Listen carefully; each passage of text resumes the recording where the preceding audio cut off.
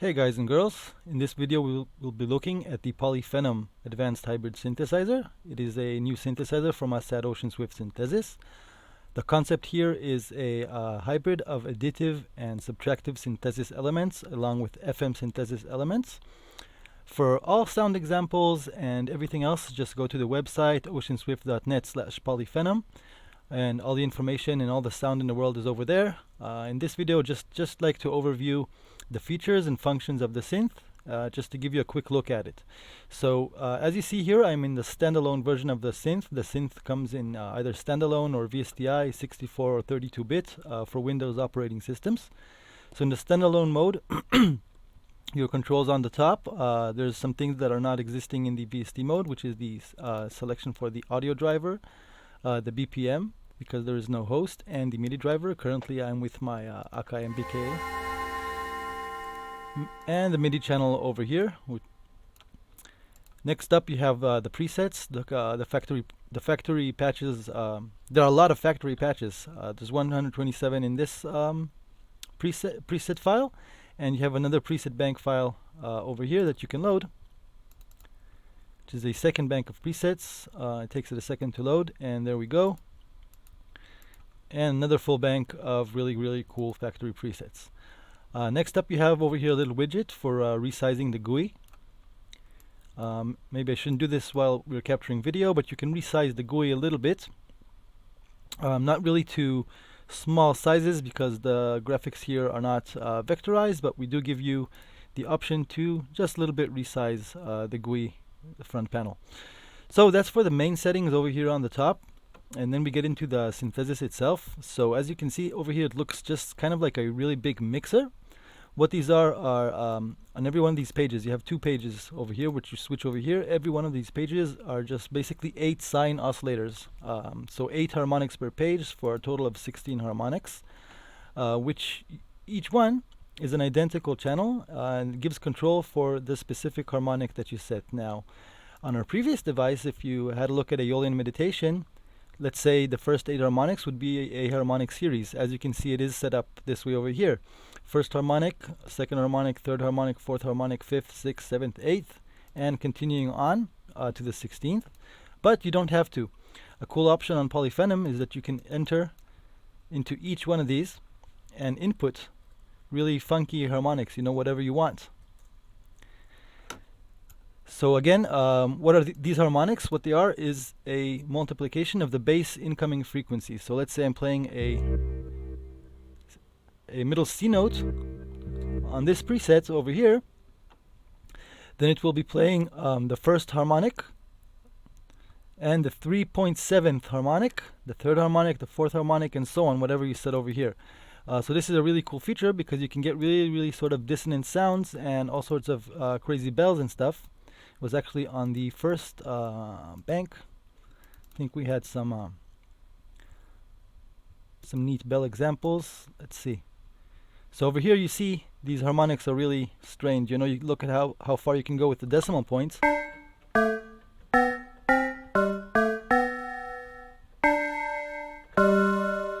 And you can create really dissonant sounds. So this is a really interesting feature.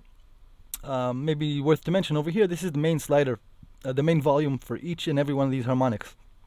So you can actually shut them all down, and over here you have a little widget, to kind of quickly play with them. And this would be the main volume for each one of these channels. But you also have some more additional modulation going on the volume. The first thing is, this is not exactly the volume per se, but it's panning. So you can actually pan each one of these 16 harmonics. Whichever ones you use up to the 16, you can actually pan them for a left and right stereo picture. And this again is especially cool if you're using stuff like dissonant harmonics. You could do something like, let's say, just for an example, you can write 2.9 here, and then maybe 3 over here, and then maybe 3.1 over here. And take each one of these, and kind of give them a little bit of volume, and then take the dissonant ones and kind of pan them in stereo, and for example, and then keep the actual bass harmonic in the middle. Now, obviously, this is frequency multiplication, so 2.9 might not be exactly, adding exactly like adding 1.0 to the frequency, but you get the idea. You can make really cool dissonant things using the panning and using the frequency setting, the frequency multiplier, let's say. And then the last thing over here on each channel is a modulator. So not only can you set the static volume, not only can you set the stereo picture, but you have 4 options for 4 modulators that you can use to modulate the volume. Basically, think of it as moving this fader knob automatically. So over here would be the modulation depth, how deep the modulation would go. If it would be all the way, then it would be moving it a lot more than if it would be just a tiny bit. And over here, you choose which of the 4 available modulators will modulate the selected channel. So let's go look right over here to the modulators. So this little strip over here, this is actually the modulators that are referenced to over here. And again, this is set up in pages. So the first page over here will show modulators number 1 and number 2. And the second page will show modulators number 3 and number 4. Let's jump to them in just a second, but let's first just finish off over here. So again, this is just the menu, you go from the 1st to the 16th to jump between the pages. Here you can set the basic offset octave for whatever MIDI is incoming into the additive oscillator. And over here you can set the pitch bend range for the whole device.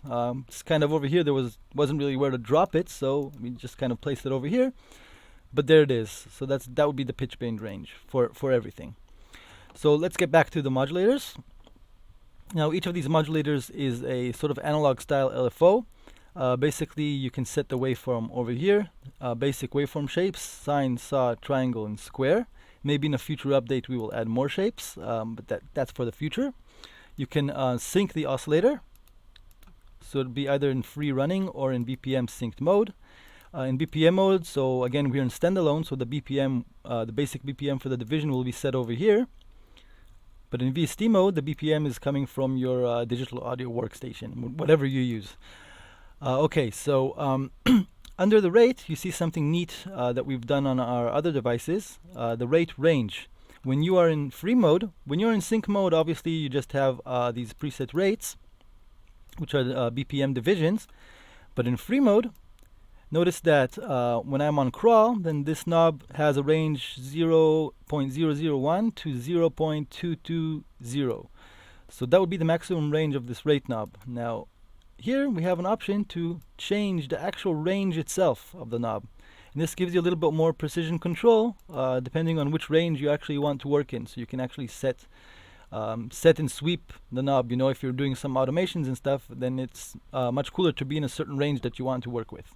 Just another extra small little feature. So this is pretty much it for the additive oscillator itself. Let's go over and look at the pitch modulation, because this actually relates to the additive oscillator itself. So over here you have again you have pages. You can see that the split over here to the pages, you have on the first page you have FM circuit, and on the second page you have OSC envelope and LFO pitch modulation circuits. So first thing that I'd like to mention is the OSC envelope and the OSC LFO. They affect both the additive and the subtractive oscillators that we will look at in a second. But the FM circuit itself, it only affects the additive oscillator. The idea behind here was that from the additive you get, even though you can get really harsh shapes obviously as well, but it's a little bit cleaner modulating sort of sine partials than going full on with modulating stuff like squares and saws that you can set in the subtractive. So just remember that the FM relates to the additive and the pitch modulation relates to both oscillators.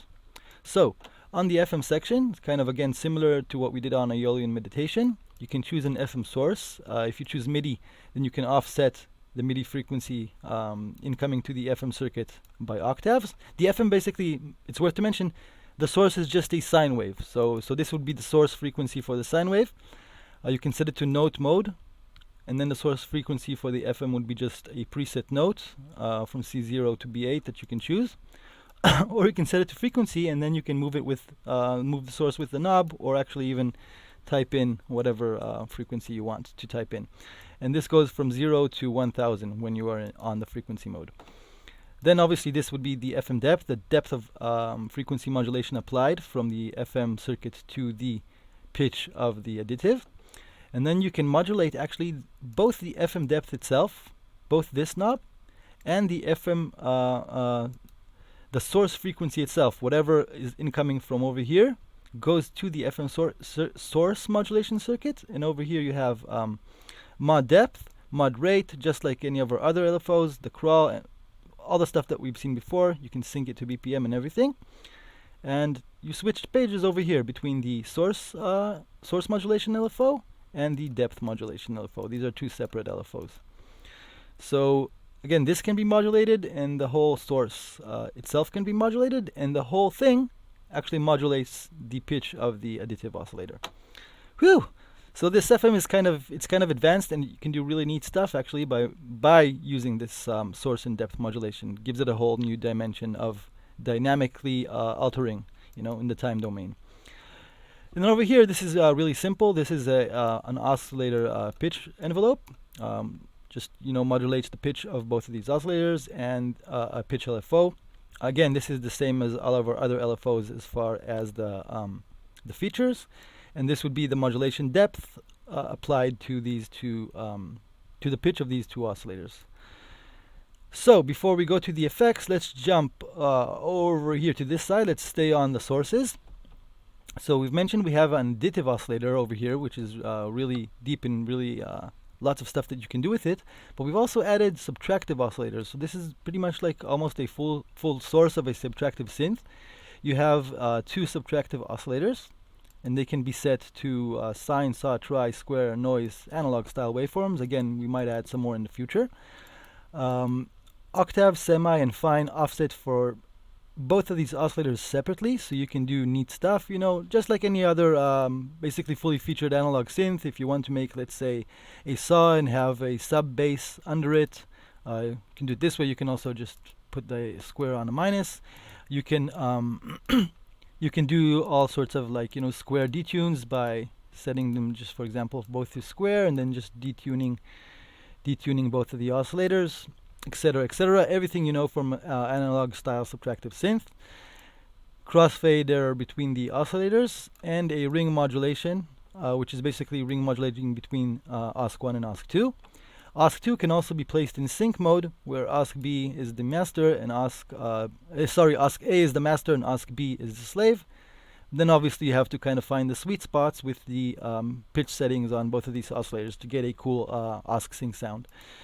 So this would be the subtractive oscillator, and over here you would mix them both.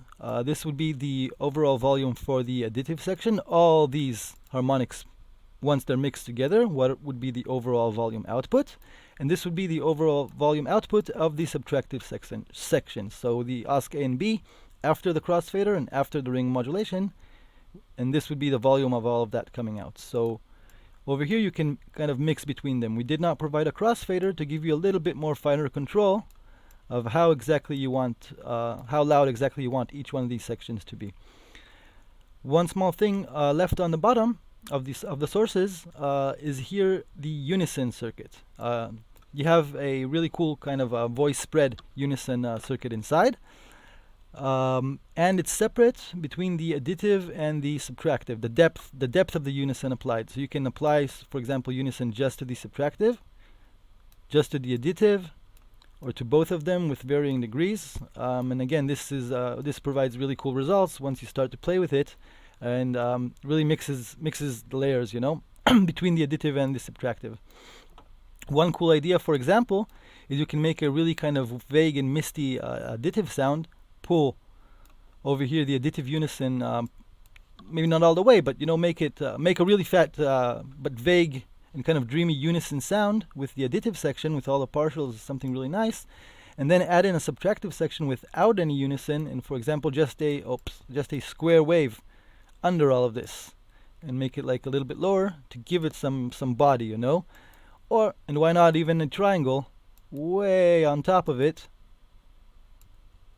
but really soft in volume. So you get the idea. You can really construct all sorts of neat sounds and neat ideas just by kind of having the subtractive lean on stuff that the additive does, and having the additive lean on stuff that the subtractive does. It kind of, we think it gels together really nicely, everything. So that's kind of the basic idea of the source section. Once you move on from the source, the sound comes out from being mixed over here in the mix section of the sources and goes to the filter section. You can turn the filter on and off. You don't have to use it. Actually, many of my presets don't use the filter at all. For some reason, I really like the open sound. I like to hear the additive unfolding. So, but you can turn on the filter obviously and do really cool stuff with the filter. The filter has its own dedicated LFO modulation, depth of modulation is over here, and also its own envelope, which is actually over here together with the amp envelope groups in a page setup. So if you'd like to manipulate the filter envelope, you would go over here, and here would be all the settings for the filter envelope, attack, decay, sustain, release, and the envelope depth. One cool thing about the filter, this is actually something we're also doing on some other synths, of our synths, really like doing this, is adding an invert option to the filter modulation. So it only relates to, it doesn't relate to the envelope, it only relates to the incoming LFO signal, and basically it flips the stereo, flips the left side and the right side, the modulation depth, the depth from the left and the right side. So it's pretty neat. Gives you a really nice and wide stereo filtering effect. Now, speaking of effects, the sound comes out of the filter, goes into the effects section. And over here you have a panner, a crusher, a phaser, delay, chorus, and reverb. You can turn each one of them on and off when an effect is turned on or selected. For example, the phaser is selected, so you see it now in blue hue. But also when an effect is turned on, you see the reverb here is turned on, so even if I leave the reverb, it'll still indicate that it is turned on by showing a blue hue. If I turn on the phaser, the same. Let's go over them really quickly. The panner, depth of modulation, and this would be the rate of modulation. Again, it can be synced to your BPM. This is, it's called a crusher, but it's more like a sample reducer. It's sample reduction effect. Again, modulatable. You can modulate it again, sync to BPM or free. Phaser, multi-stage phaser. Delay, again, sync to the BPM or in free mode. You can cross the feedback if you want. Chorus, with a neat separate feedback for the left and the right signal. And reverb with some pretty cool names for the reverb types and sizes inside. So this is Polyphenom. The last thing we didn't talk about is just the main output, and this would be just your main volume output signal. So Polyphenom, it's a really interesting synth. I encourage you to go look at the other videos that, well, actually listen to the other videos that actually show sound examples. You can go to our website, www.oceanswift.net, just register and you can grab the demo. And grab the synth, guys. It's really, really enjoyable platform for making all sorts of dramas, all sorts of pads, and all sorts of interesting and intricate sounds. Especially over here, the fact that you can actually set each harmonic and really place it where you want, in frequency, in the stereo picture, and in the in amplitude, really, really makes it an interesting thing to play with. So thanks for watching. See you later, guys.